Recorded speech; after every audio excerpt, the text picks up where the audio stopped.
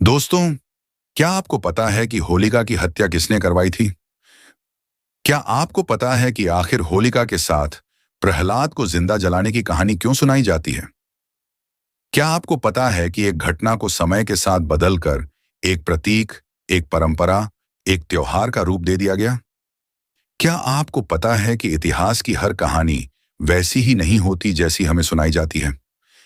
क्या आपने कभी सोचा है कि जिन कथाओं को हम बचपन से सच मानते आए हैं, उनके पीछे कोई और पक्ष भी हो सकता है?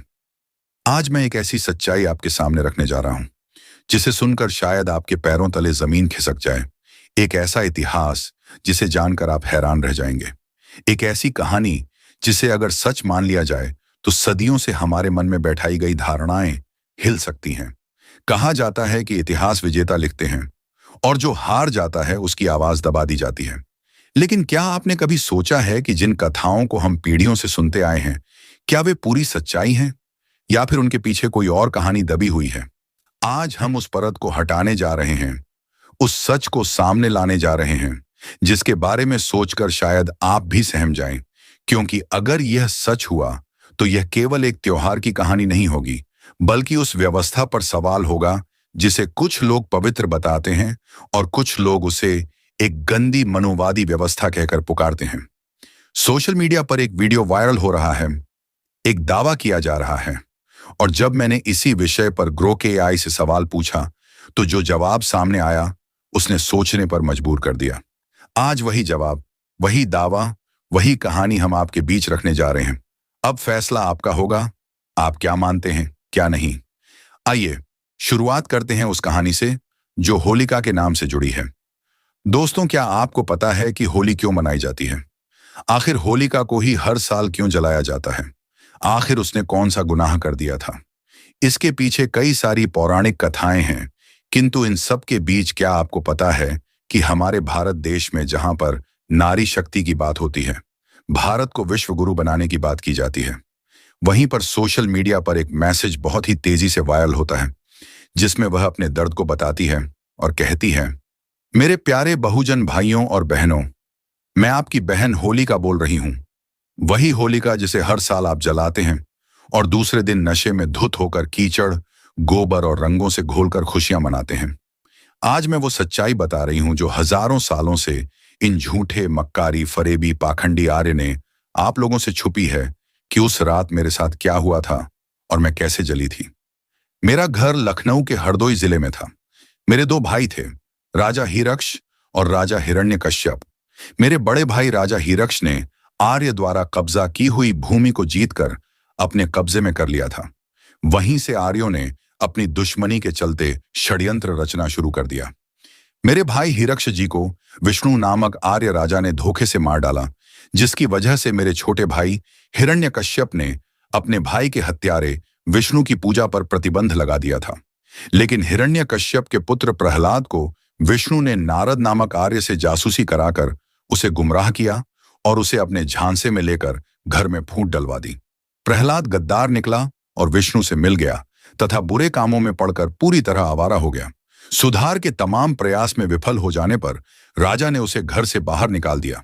अब प्रहलाद आर्यों की आवारा मंडली में घूमने लगा तथा उनके साथ रहने लगा।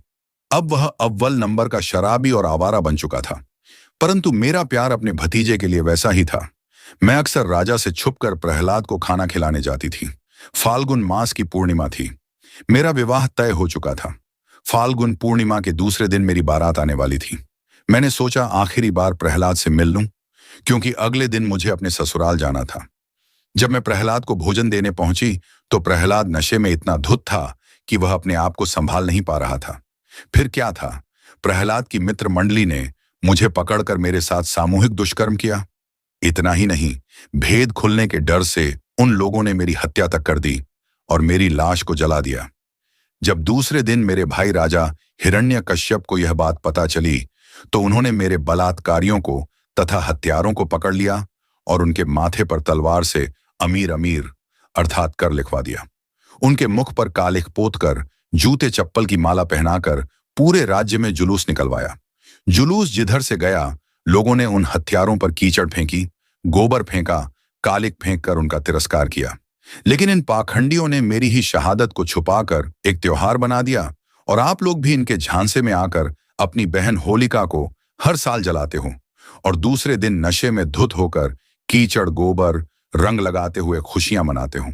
आपसे पूछना चाहती हूं कि आखिर अपनी बहन को कब तक जलाते रहोगे और इन पाखंडियों के बनाए इस खेल को कब तक खेलते रहोगे? अब आपको तय करना है कि आप कब तक इस पाखंड की होली को मानते रहोगे या अपनी बहन के सम्मान को बचाने के लिए इसका तिरस्कार करोगे। अब आपको विचार करना है कि हमारे सम्मान में आप क्या कर सकते हैं। तो एक वीडियो था जो लगातार सोशल मीडिया पर वायरल हो रहा था, जिसके बारे में आप सभी को हमें बताना जरूरी था। अब इसके पीछे क्या कहानी है, क्या सच्चाई है, आप लोग भी अपने अनुभव इस पर शेयर कीजिएगा। हमें कमेंट में जरूर बताइएगा कि हमारी जो पौराणिक कथाएं हैं वह सत्य हैं या जो इस वीडियो में कहा जा रहा है वह सत्य है। तो दोस्तों, आपने पूरी कहानी सुनी।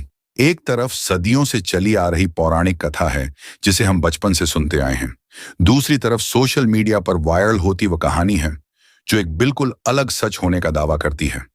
सवाल यह नहीं है कि किसे माने और किसे न माने, सवाल यह है कि क्या हम बिना सोचे समझे हर बात को सच मान लेते हैं? क्या हम इतिहास को परखते हैं या सिर्फ आगे बढ़ा देते हैं? आज जरूरत है भावनाओं से ऊपर उठकर तथ्यों को देखने की।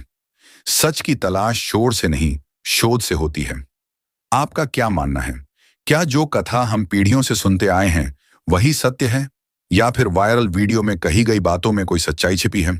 दोस्तों, अगर आप सच को सच की तरह सुनना चाहते हैं, अगर आप इतिहास को सिर्फ एक कहानी नहीं बल्कि विश्लेषण की नजर से देखना चाहते हैं, अगर आप बहुजन समाज, संविधान, समानता और न्याय की बात करने वाली आवाजों के साथ खड़े रहना चाहते हैं, तो आज ही आधुनिक अंबेडकरवादी चैनल से जुड़िए। यह सिर्फ एक यूट्यूब चैनल नहीं है, यह एक सोच है, यह सवाल करने का साहस है, यह बाबा साहेब के उस विचार को आगे बढ़ाने की कोशिश है जिसमें शिक्षित बनो, संगठित रहो और संघर्ष करो का संदेश छिपा है। हम यहां बिना डर के तथ्यों के आधार पर इतिहास और वर्तमान की उन सच्चाइयों को सामने रखते हैं जिन्हें अक्सर दबा दिया जाता है। हम किसी से नफरत नहीं सिखाते, हम सिर्फ जागरूकता और आत्मसम्मान की बात करते हैं। अगर आप भी चाहते हैं कि बहुजन समाज की आवाज मजबूत हो, अगर आप चाहते हैं कि आने वाली पीढ़ियां सच जाने, तो अभी चैनल को सब्सक्राइब कीजिए, वीडियो को शेयर कीजिए और इस विचार यात्रा का हिस्सा बन जाइए। आधुनिक अंबेडकरवादी, जहां विचार है, आत्मसम्मान है और बदलाव की शुरुआत है। जय भीम, जय संविधान।